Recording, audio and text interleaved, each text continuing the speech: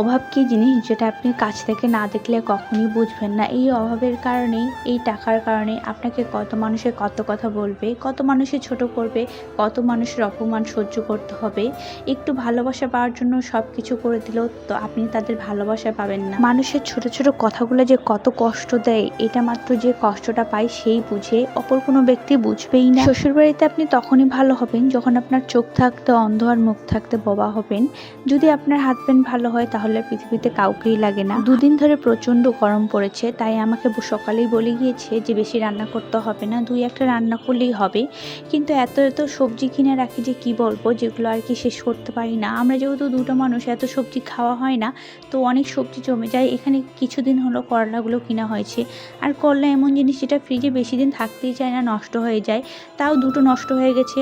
আমার সবজি এমনি কিন্তু নষ্ট করতে ইচ্ছে করে না, যেহেতু অনেক টাকা দিয়ে কিনা হয়। তাই ভাবছি সবজিগুলোকে একটু রান্না করে ফ্রিজে রাখলে হয়তো বা 2 দিন খাওয়া যাবে। তাই আমি এই পাশে কুমড়োটাকে আলাদা করে চড়িয়ে দিয়েছিলাম। শুধু কুমড়োটা রান্না করছি, যেটা কিনা আপনি রুটি দিয়েও খেতে পারেন। যেহেতু আমাদের বেশিরভাগ সকালে রুটি খাওয়া হয়, তো একদমই ভাত খেতে চায় না। আমরা কিন্তু গ্রামের মানুষ, আমরা সকালে ভাত খেতে পারি, খিচুড়ি, আমরা অনেক ধরনের জিনিস খাই, কিন্তু এরা সবসময় দেখি আমি রুটি অন্য কোনো কিছু করলে খেতেই চায় না। তাই ভাবছি যেহেতু আজ খুব একটা রান্না বান্না নেই, তাহলে সব কিছু একটু মুছে ফেলি, ঘরগুলো একটু গুছিয়ে ফেলি।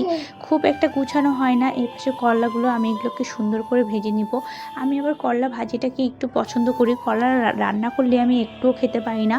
আর এই পাশে ভাবছি একটু ডাল বসিয়ে দেবো, যেহেতু আমাকে বলে গিয়েছে সকালে যে একটু ডাল করে রাখবে আমার জন্য। তো এখানে ডাল চড়িয়ে দিয়েছি। আর পরে ভাবছি যে ডালটা যেহেতু রান্না করছি, আবার 2টো পেঁপে কিনা হয়েছিল, পেঁপেগুলো নষ্ট হয়ে যাচ্ছে, তো একটা পেঁপে আবার সুন্দর করে কেটে এটাতে দিয়ে দিয়েছি। ডালের সাথে পেঁপে কিন্তু অনেক মজা লাগে। রান্না করব না বলেও এত এত রান্না করা হয়, মানে একদমই শেষ হতে চায় না। আর এত পরিমাণ কাঁচা বাজার করে, এতবার নিষেধ করি যে এত কাঁচা বাজার করো না, কিন্তু না, সে আমাদের সবজি খেয়ে খেয়েই আর কি মারবে, এই হচ্ছে অবস্থা। আমরা যেহেতু সবজি একদমই মানে খেতে পছন্দ করি না, কিন্তু আমাদেরকে সে সবজি খাইয়েই ছাড়ে। এত পরিমাণ সবজি কিনে যেটা আমার রান্না করতে করতে একদম অবস্থা খারাপ হয়ে যায়। আর এই পাশে একটু শখ করে কচু শাক কিনেছিলাম, দেখুন সময়ের অভাবে একটু কচু শাকটা আমি রান্না করতে পারিনি, যা সিদ্ধ করে রেখে দিয়েছিলাম, নাহলে আরও নষ্ট হয়ে যাবে। আর এই পাশে আমি ডালটাও চড়িয়ে দিয়েছি, যেহেতু আমার বাচ্চা দুটো ডাল খেতে খুব পছন্দ করে, তারা ডাল দিয়ে ভাত কিন্তু খুব সুন্দর করে খেয়ে ফেলে।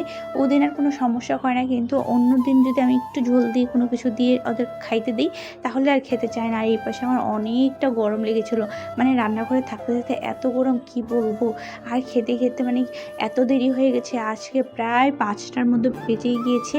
আমার সব কাজ করতে করতে যতই ভাবি যে আজ একটুও কাজ করব না, কিন্তু সেদিনই আমার এত এত কাজ থাকে। আর খাবারগুলো খেতে কিন্তু অনেক মজা হয়েছিল। আজ তাহলে এ পর্যন্তই। সবাই ভালো থাকবেন, সুস্থ থাকবেন। আর আমার ভিডিওটা যদি ভালো লাগে একটু শেয়ার করে দেবেন।